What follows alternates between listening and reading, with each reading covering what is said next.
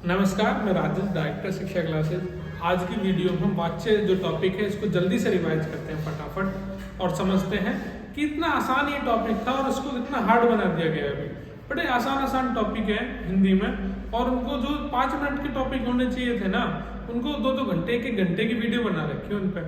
तो मैं सारे टॉपिक इतने इजी तरीके से रिविजन करवाऊंगा आपको, ठीक है। इतना आप खुद रिवाइज करेंगे तो मेरी वीडियोस रिवाइज कर जाएंगे अच्छे से और समझ भी जाएंगे। तो ध्यान देना, वाच्य 3 प्रकार के होते हैं: कृतवाच्य, कर्मवाच्य और भाववाच्य।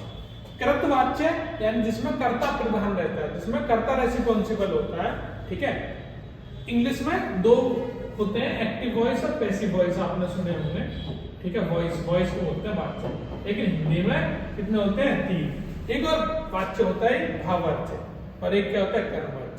तो डेफिनेशन तो बड़ी सिंपल सी है और डेफिनेशन कभी पेपर में आती भी नहीं है, लेकिन मैं फिर भी एक बार बता देता हूं। जब कर्ता प्रधान रहता है तो कर्तवाच्य, नाम से भी पता पड़ रहा है, और जब कर्म प्रधान रहे तो ये कर्मवाच्य, और जब भावना आएगी तो क्या कहलाएगा? भाववाच्य कहलाएगा। तो ध्यान देना तीनों वाच्यों में, और तीनों वाच्यों को मैं समझाऊंगा एक एक करके। पहला है कर्तवाच्य। जिस वाक्य में क्रिया का प्रयोग कर्ता के पुरुष लिंग अथवा वचन के अनुसार होता है उसको कृतवाच्य कहते हैं। तो डेफिनेशन थी, उसको समझिए एक बार, मैं और बताता हूं आपको। जिस वाक्य में क्रिया का प्रयोग किसके लिए हो? अपने कर्ता के, किसके अनुसार? कर्ता के, यानी मैंने पहले बोला था कौन प्रधान हो? कर्ता प्रधान हो। कर्ता के पुरुष के अनुसार, लिंग तथा वचन के अनुसार हो। कर्ता का ही पुरुष हो, लिंग हो और वचन हो, उसके अनुसार हो, उसे कर्तवाच्य कहते हैं।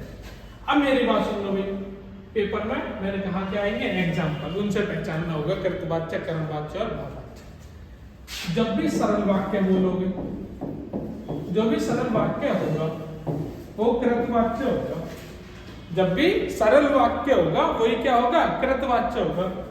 राकेश चित्र पढ़ाता है, राजेश सर हिंदी पढ़ाते हैं।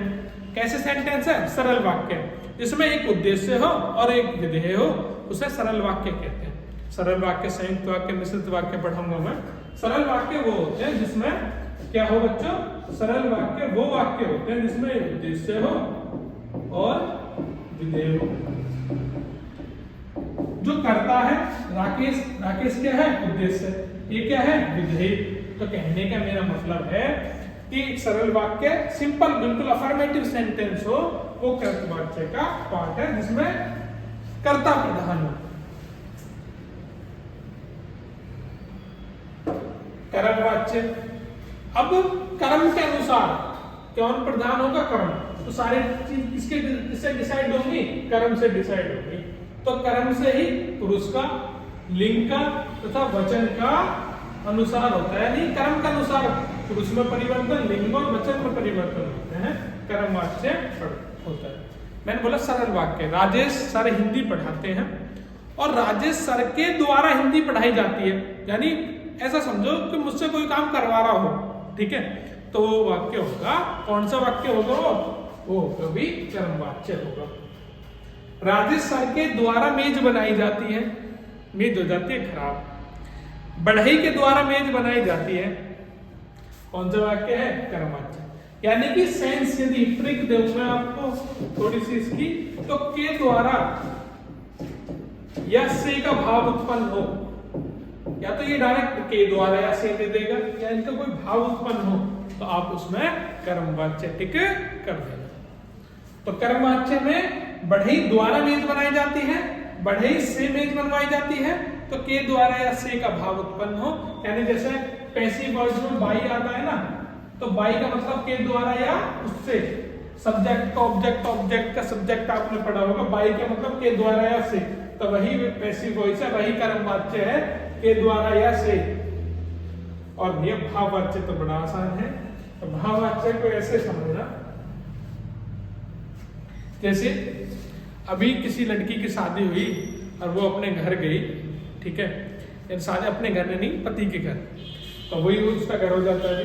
और उसके बाद उसकी जो सास के ड्रामे स्टार्ट होते हैं, वो समझो वही क्या होंगे, सांस के ड्रामे सारे भाववाच्य। कहने का मतलब ये है बच्चों कि उससे पहला नहीं जाता, मुझसे उठा नहीं जाता, मुझसे बाहर नहीं जाया जाता, मुझसे काम नहीं होता, मुझसे टहला नहीं जाता, मुझसे घूमा नहीं जाता।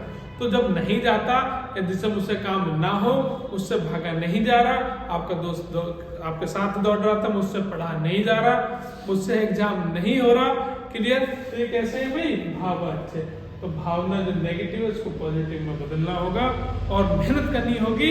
और यूपी पुलिस अब की बार आपका इंतजार कर रही है, तो आप यूपी पुलिस में लग जाएंगे। 60,000 प्लस वैकेंसी बच्चों बहुत होती हैं। वीडियो से ज़्यादा शेयर करें और आनंद उठाएं भाई, ठीक है।